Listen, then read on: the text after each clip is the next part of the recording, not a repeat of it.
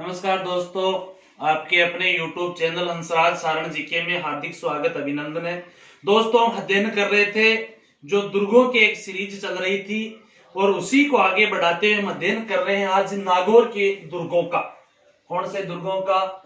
नागौर के दुर्गों का।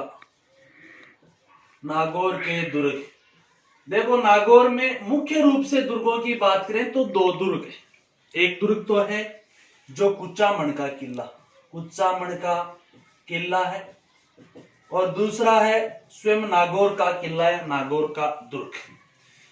कुचामन किला ज्यादा कोई क्वेश्चन नहीं बनता। नाम की बात करें, कुचामन किले का उपनाम कह सकते हैं, या जो इस किले को कहते हैं जागीरों का सिरमौर या जागीरदारों का सिरमौर किला। जागीरदारों का सिरमौर किला, जागीरदारों का सिरमौर किस किले को कहते हैं? कुचामन किले को। निर्माण किसने करवाया था? जालिम सिंह ने इसने निर्माण करवाया था। किसने? जालिम सिंह ने इसका निर्माण करवाया था। कुचामन के देखो, जागीरदारों का सिरमौर कहते हैं, इस बात से अंदाजा लगाया जा सकता है। इस किले के लिए एक प्रचलित जो पंक्ति है कि ऐसा दुर्ग रानी जाए के पास होना चाहिए, ठुकरानी जाए के पास नहीं। रानी जाए के पास यानी कौन होता है? राजकुमार। ठुकरानी जाए का कौन हो सकता है? जागीरदार भी हो सकता है। यानी जागीरदार के पास ऐसा होना ही नहीं चाहिए, इसलिए जागीरदारों का सिरमौर कहते हैं। जालिम सिंह ने इसका कुचामन के किले का निर्माण करवाया था। हालांकि जो नागौर में प्रसिद्ध दुर्ग है वो नागौर का किला है। ठीक है दोस्तों, नागौर के किले की बात करें तो नागौर का जो प्राचीन नाम था अहिछत्रपुर। कौन सा? अहिछत्रपुर। और अहिछत्रपुर की प्राचीनता हम इस अंदाज से लगा सकते हैं, इस क्षेत्र की प्राचीनता को, कि अहिछत्रपुर का उल्लेख है वो महाभारत में मिलता है। कहां मिलता है उल्लेख? महाभारत में।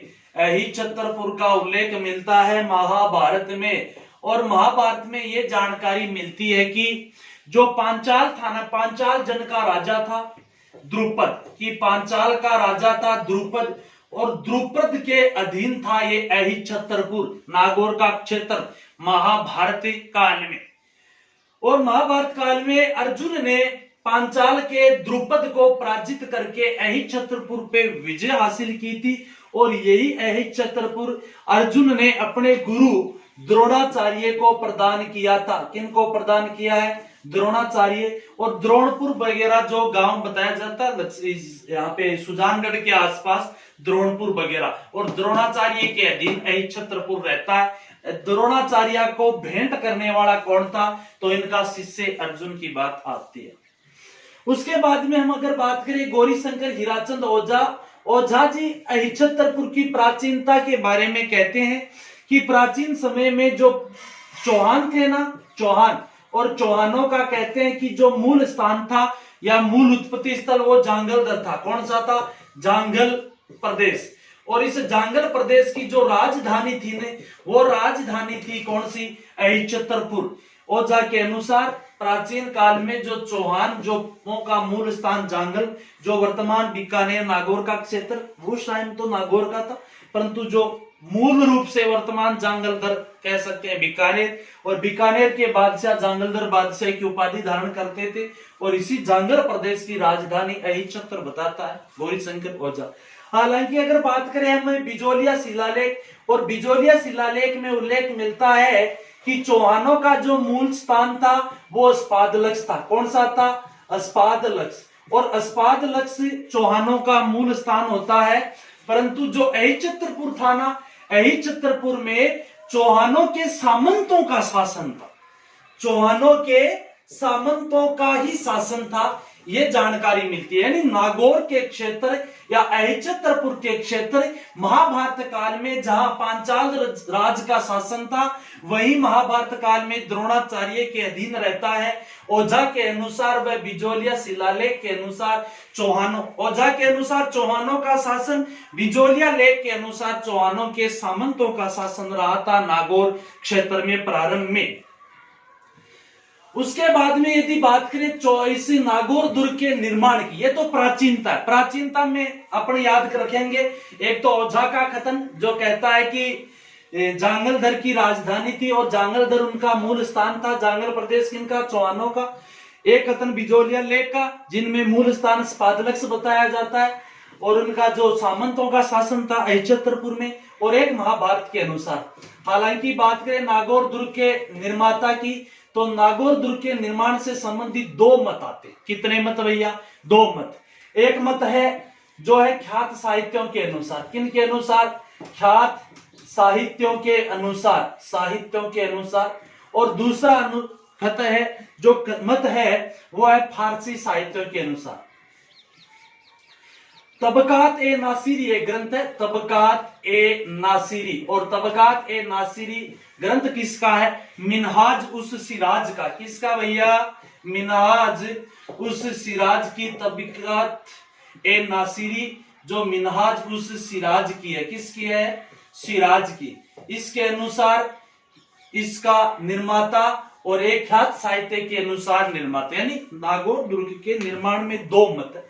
यहां से अच्छा क्वेश्चन ये है, तबकात ए नासिरी का रचनाकार कौन था? मिनहाज उस सिराज, जो फारसी साहित्य है और फारसी साहित्य राजस्थान के इतिहास के बारे में जानकारी देता। ख्यात साहित्य की बात करें तो देखो, नागौर पर प्राचीनतम किसका? चौहानों का शासन। इसलिए ख्यात साहित्य तो यही मानता है कि चौहान शासक था अजमेर का, जिसका नाम था सोमेश्वर। कौन था? सोमेश्वर चौहान। और सोमेश्वर चौहान जो कर्पूर देवी के पति व पृथ्वीराज चौहान के पिता थे। सोमेश्वर चौहान के एक सामंत हुआ करते थे केमास। कौन? केमास। ख्यात साहित्य के अनुसार नागौर दुर्ग के निर्माता कौन है? केमास, जो सोमेश्वर चौहान के कौन थे? सामंत थे। हालांकि तबकात ए नासिरी जो मिनहाज उस सिराज है, उसके अनुसार नागौर दरबार के जो निर्माता थे वो बहलीम थे। कौन थे? बहलीम। बहलीम ये इसका निर्माता था। बहलीम कौन है जी? बहलीम गजनी का है। देखो थोड़ी सी कहानी। बहलीम कौन? 1018 ईस्वी में गजनी का एक आक्रमणकारी जो मोहम्मद गजनवी था, उसका ही साथी आक्रमणकारी बहराम शाह था। कौन था? बहराम शाह। और इस बहराम शाह ने यह क्षेत्र जीता था और बहलीम को यहाँ का क्या घोषित कर दिया? गवर्नर। बहलीम अपने बहराम शाह के विरुद्ध यानी विद्रोह कर देता, बगावत कर देता और यहाँ पर कह सकते हैं परकोटे का निर्माण करवाया था। किसका निर्माण करवाया था? परकोटे का निर्माण करवाया था। यही बहलीम इसका संस्थापक माना जाता है नागौर दुर्ग का। 100% तो नहीं कह सकते, परंतु काफी हद तक बहलीम का समर्थन करते हैं गौरी शंकर, ये सॉरी कर्नल जेम्स टोड। कौन करते हैं? कर्नल जेम्स टोड करते हैं और Dasharath Sharma. Colonel James Tod में दशरथ शर्मा यही उल्लेख करते हैं कि जो बहलीम था, बहलीम ने अपनी शक्ति का केंद्र नागौर को बनाया था। किसको बनाया था? नागौर को बहलीम ने अपनी शक्ति का केंद्र बनाया था। वह आसपास के हिंदू क्षेत्रों को जीता था। ये समर्थन टोड व दशरथ शर्मा करते हैं। अच्छा क्वेश्चन है भैया, टोड के अनुसार नागौर दुर्ग का जो निर्माता या इनका समर्थक जिसका करते हैं टोड व दशरथ शर्मा, वो बहलीम का करते हैं। हालांकि ख्यात साहित्य के अनुसार नागौर दुर्ग का जो निर्माता है वो केमास है, जो सोमेश्वर का पुत्र है। फारसी ग्रंथ याद रखना। अब तक हमने नागौर दुर्ग से संबंधित कौन कौन सी चीज देखी है? एक तो हमने देखा कुचामन का किला। कुचामन का किला जिसे क्या कहते हैं? जागीरदारों का सिरमौर। ऐसा दुर्ग जो रानी जाए के पास होना चाहिए, ठुकरानी जाए के पास नहीं। उसके बाद में हमने देखा अहिच्छत्रपुर की प्राचीनता। महाभारत के अनुसार गौरीशंकर हीराचंद ओझा के अनुसार जो कहता है ये प्रारंभिक जो मूल स्थान था चौहानों का, कौन सा? जांगल उसकी राजधानी था। दूसरा हमने देखा है बिजोलिया लेख के अनुसार, जिसके तहत बताया जाता है कि चौहानों का मूल स्थान स्पादलक्ष था और स्पादलक्ष के जो सामंत थे चौहानों के, वो यहाँ अहिच्छत्रपुर पे शासन करते। उसके बाद में हमने बात की है कि इसका निर्माता की, तो निर्माता में दो मत है। एक ख्यात साहित्य के अनुसार केमास को, हालांकि फारसी साहित्य के अनुसार बहलीम को इसका निर्माता या संस्थापक मानते नागौर दुर्ग।